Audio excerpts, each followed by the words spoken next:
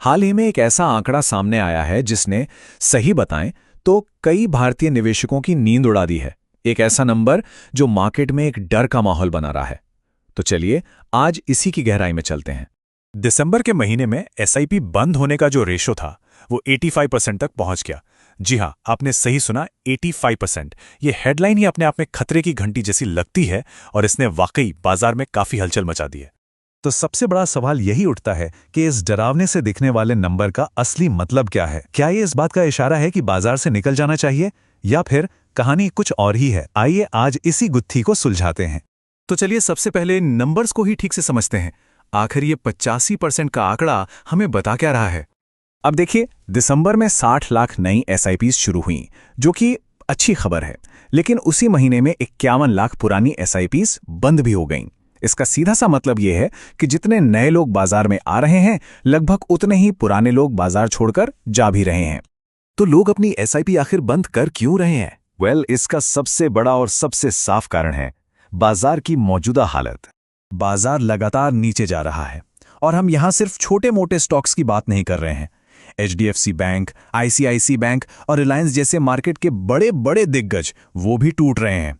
ये दिखाता है कि बाजार में जो गिरावट है वो काफी गहरी है। लेकिन बाजार सिर्फ इसलिए नहीं गिर रहा क्योंकि लोग घबराए हुए हैं।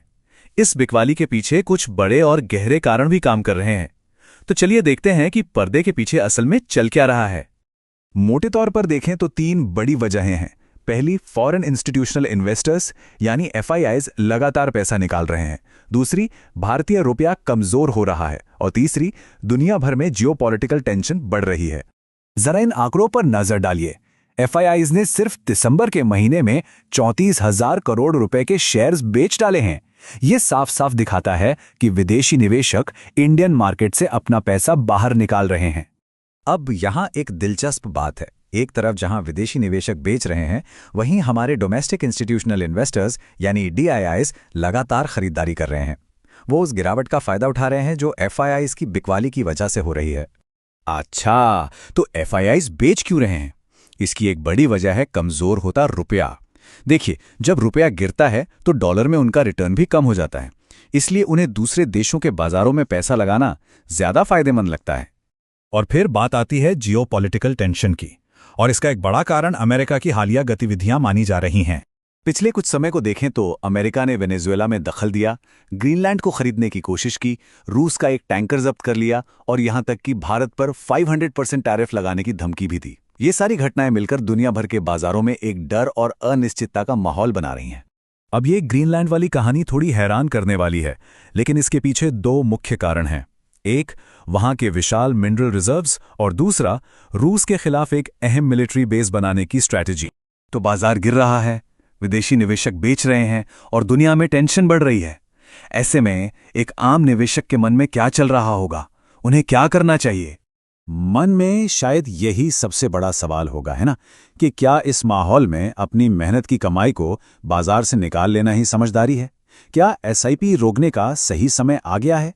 चलिए अब इस पूरी सिचुएशन को एक बिल्कुल अलग नजरिए से देखते हैं। क्या यह सच में एक आफत है, या फिर इसमें कोई मौका छिपा हुआ है?